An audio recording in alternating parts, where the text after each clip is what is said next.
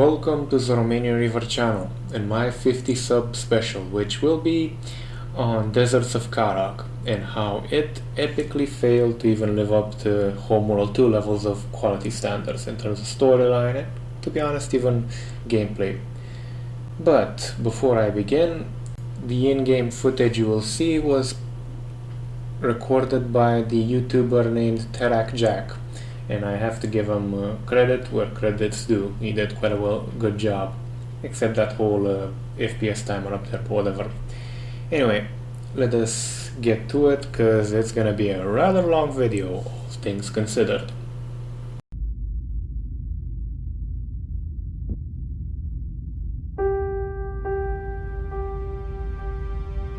Our planet is dying. Wow, not even half a minute in and then already we have the first retcon. In the Homeworld 1 manual, it was specified that the planet was suffering decay because of its sun and because of the fact they clusterfucked the planet to build a Homeworld mothership. But it gets better than this. Much, much better. Intel, I've located the source of the signal. It's an abandoned coalition carrier. It's been here for a while. My team and I are heading inside. Delay salvage operations until we complete a search of the vessel. Right around at this point I was wondering how big is the mothership slash carrier slash caterpillar truck you're using to actually run around the desert, you know, your principal ship you have to always protect. So I went about looking in the in-game cutscenes and I ran across a particularly telling short interlude.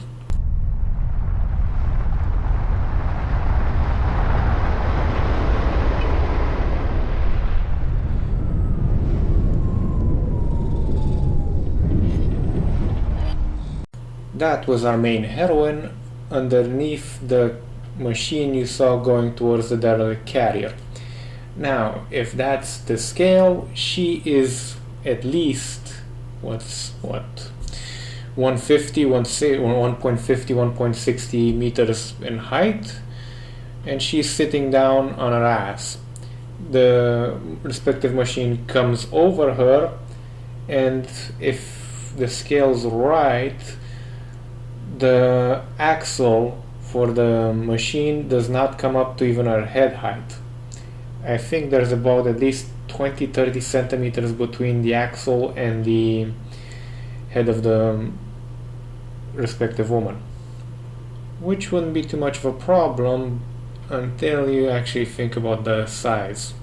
Here we have currently the largest dump truck, and I do believe the largest wheeled machine currently in existence, which is made by a Belarusian company, by the way, but besides the point, which is about 9 meters in height.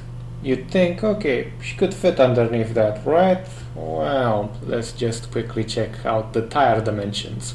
Ooh, she would have gone squished like a watermelon underneath that. The axle isn't even enough, I think, for a small child to fit under, let alone an adult woman. So we have this problem, which means the expedition vehicle in the cutscene is at least, 15-20 meters tall? And that brings us up to the problem of the carrier, which was the initial one. Now, if we take a look at another small interlude that gives us an idea of scale, we see a slight problem in terms of scale. That would mean the carrier is about 30-40 meters high. That's bad. How bad? To put this into context, the German paper tanks, the P100 and the P1500, were nowhere near that big. Only the P1500 could have challenged that with its Dora type gun in firing position, which is a very bad thing when you consider both those tanks were supposed to be like 5 to 6 kilometers per hour fast on non-paved surfaces or thereabouts.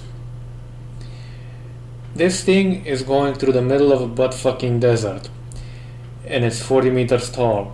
Shall I say how long it is? According to official documentation, about 560 meters long.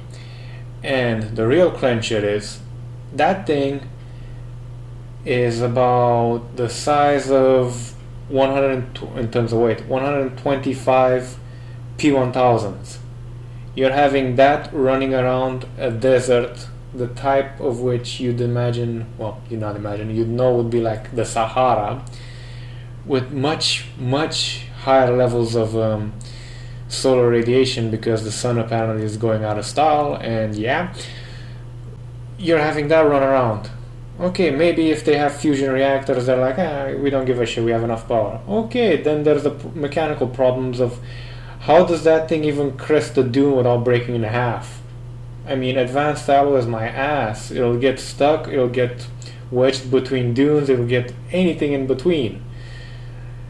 That's just an asinine design on so many levels. And it's not even in terms of resources efficient, because that's one big butt fucking target in the middle of a war zone. In a war zone, you don't want a big butt fucking target, no matter how well armored and how well armed it is. You want multiple targets moving much faster. Even though this thing theoretically can move at 60 kilometers per hour, which poses a whole lot of issues when you're dealing with sand, braking, and 125,000 tons going that fast. You're probably gonna break somewhere around the distance of the Spaceball Star Destroyer, basically. But anyway, still not the worst parts. Let us continue. What we have found here is nothing short of miraculous. An ancient starship lost to the desert for 1,000 years. The structural damage it sustained, the compression patterns, the debris footprint, all of it is consistent with atmospheric penetration followed by ground impact.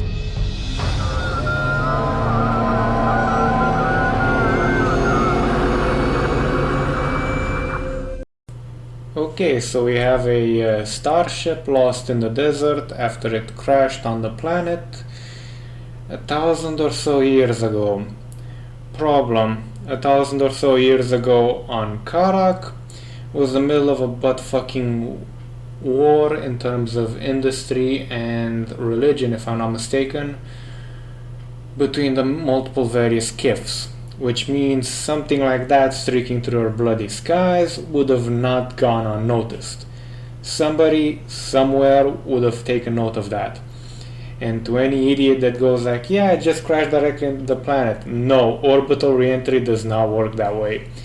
It would have gone quite a ways around the damn planet before crashing into the desert. So, in all due likelihood, the insertion point would have been somewhere either in the temperate zone towards the poles, or probably in the desert proper, but that's rather doubtful unless the MacGuffin which caused it to pop up right above it. But even so, it would have had an erratic re-entry pattern, and a ship that size, which looks to be at least Homeworld 2 era carrier sized, would have broken up into a lot of chunks, and not all those chunks would have had the same bloody trajectory, assuming it didn't break up in low orbit and the debris scattered before it actually hit Atmo proper. Yeah, it's getting fun. Intel. Detailed scans have identified one section of the clash with energy readings far exceeding normal parameters. I'll begin salvaging there first. Ooh, salvaging. That was what I always loved to do. Ooh, baby. Especially in Homeworld 1 where you could steal most ships. Let's see how salvaging goes in this game. There it goes.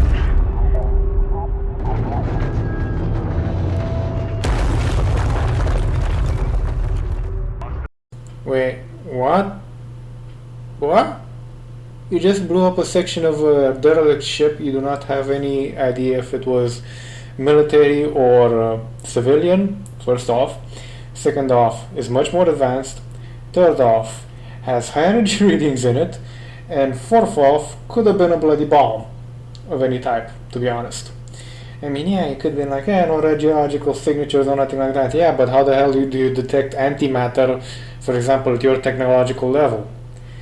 I doubt that antimatter has much in the way of radiation unless the containment breaches or something like that. Bloody hell. Kind of starting to explain why they become so retarded later on. These starships, they didn't crash. They materialized inside of solid rock. Data suggests an artificial quantum waveform intercepted these ships during interstellar transit and reassembled them here, underground.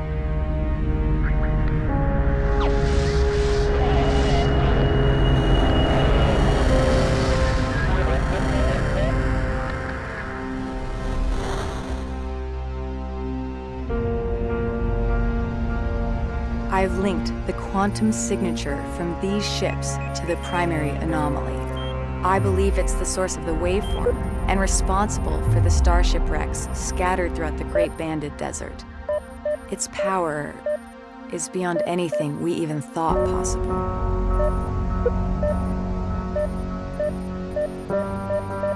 And this is where everybody who played Homeworld 1 basically had a moment going like, didn't the Titan murder fuck the Kharakian home planet for just jumping from their own planet to the outskirts of their system? This is at least 5 to 6 light years outside of the Kharakian system, at bloody least. Which brings up the issue of why haven't the Titan murder fucked them? Literally, this has been going on for thousands of years, and the Taidani treaty with the Kharakians, well, the ancient Hegarans to be precise, specified no hyperspace, and yet they've had a core active on their planet for better part of 3,000 years most likely. Yes, this is going to be quite interesting in terms of canon skull fucking. Intel. The ID transponder signal originated from a wreck, a military capital ship that seems to be named Tidan. The Tidan deployed the orbital weapon, then suffered the same fate as the other wrecks, crashing to the surface before the weapon could be enabled. Okay, so how to treat this one? Remember just the last bit where I said that Tidan would have murder fucked the Kushan for just jumping into hyperspace? This is the Kushan, at least as far as the Tidan are aware, shooting down one of their main super capital ships, probably the flagship of entire bloody fleet, out of orbit with a hyperspace module. This is the point where the cannon went bye-bye, literally. And if we keep in mind the fact that when that carrier plonked itself into that planet, it created a titanic crater, and no bloody way it landed in a crater, ladies and gentlemen. It caused a pretty big explosion. Even if this was back in the medieval times with the Kushan, somebody's gonna notice a multi-megaton, by the looks of it, nuclear explosion going off even in the bloody desert. I mean, the Tunguska event happened in the middle of buttfuck nowhere in Siberia, if I'm not mistaken, and people knew about it. This is something in the range of megatons, which is much more powerful than the Tunguska event, and yet somehow the Kushan missed it? How? That whoever saw it get murder fucked by their own people of another kith? What happened? I mean, what? How? When? How is this even bloody possible? The Titan should have been in orbit within a year of that carrier getting shot down, going like, hey bitches, remember atmospheric deprivation devices? time to suck it.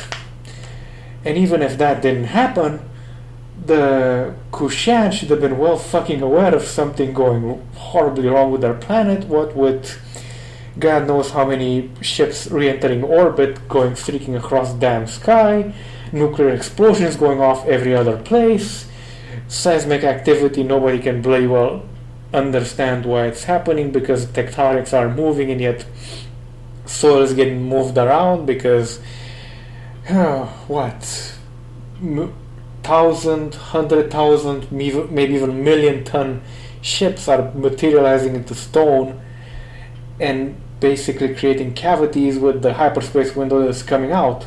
Well, they're coming out in. And this isn't going into the fact that those ships had crews. If I was getting buried alive, I would try to get the fuck out. And yeah, those ships, in theory, not all of them would have been bloody well unarmed. And I doubt most of them would have been merchant ships. Not looking good for the canon. Not looking good for physics either, is it? But let us continue. Thanks to the sacrifice of Rachel's brother, we finally hold the key to defeating the Gaussian once and for all. The tie-down orbital weapon is operational and under our control. Rachel is making final preparations to ensure the fleet's safety as we secure the Kartoba site. Power and discharge protocols in the green. Targeting and alignment data is suboptimal. We will require a ground-based scanner network to resolve firing accuracy or nobody will be safe out there. Okay, so the orbital weapon is most likely a ion cannon considering the effect it has in game in terms of the projectile, the design, and the internals. This is an ion cannon frigate from the Tidan fleet, by the way, just so you guys get an idea. The small projection things on the satellite are basically the pylons on the ion cannon frigate, the same purpose, I mean. So basically, the Kushan at the current time have access to ion cannon technology, more or less. Why would this be an issue? Well, for generations, you have violated the first commandment of our Creator by entering into space. You seek the stars. For generations, they have been going into space, basically. That is the Northern Kithid, or the Northern Coalition as they're called in game. Basically, that means that they have, in theory at least, probably in practice, considering generations would put them at least at 1980s, possibly 1990s level era space age technology, given the capacity to at least attempt to mount a salvage operation of the orbital weapon. This causes a gigantic plot hole because, well, in Homeworld 1, the Kushan did not have basically much in the way of any technology beyond fighter craft at the beginning.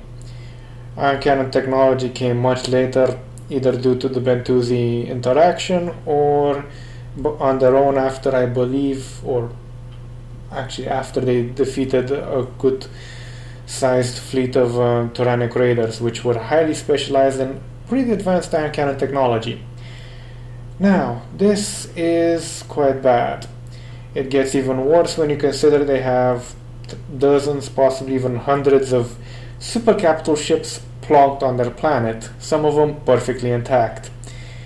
They did not start out with a butt-fucking battle fleet going towards their homeworld, and they did not have a battle fleet guarding their own bloody planet, because reasons?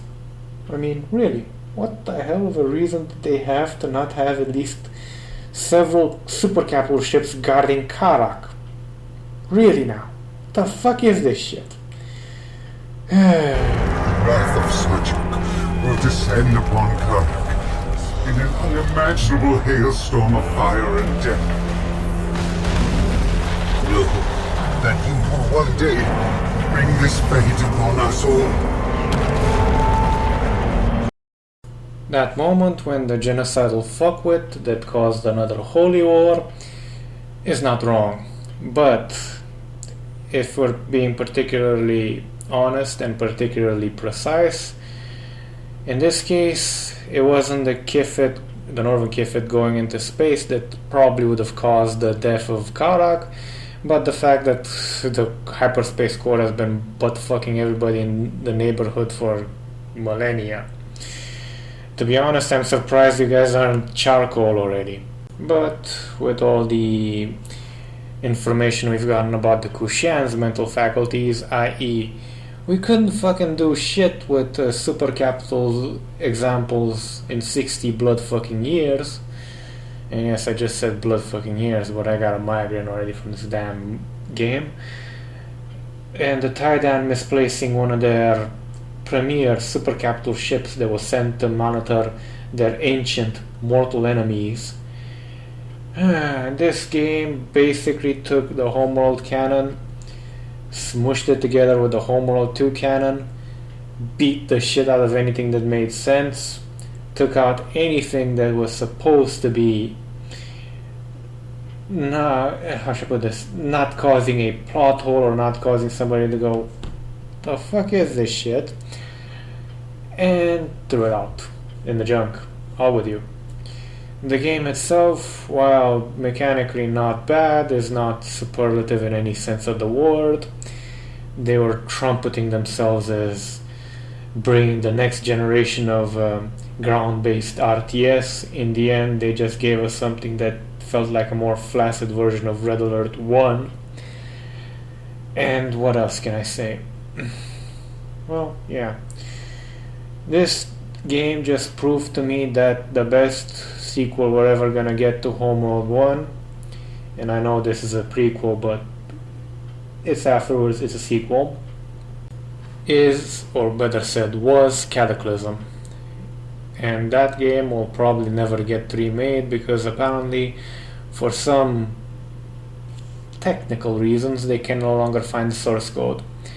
Me being the salty, cynical git that has seen Homeworld 2 and now has seen what the mix-up between the Homeworld 1 and Homeworld 2 groups with Blackbird Interactive have managed to pull out. Yeah, I'm suspecting it was intentional. That source code was probably deleted long ago on purpose. But yeah, this is my rant slash nitpick slash whatever else you want to say about Homeworld Deserts of Kharak. A game that was better off not being made because it did not bring anything to the genre, and it certainly, well, by the amount of buttfucks I've used in this video, severely anally violated the history of the game series it was based on and the canon of the series proper. I recommend to anybody who actually wants to start playing Homeworld to play Homeworld 1, Homeworld Cataclysm, and maybe Homeworld 2. Absolutely ignore Homeworld Deserts of Kharak. It is not worth it. Thank you for watching.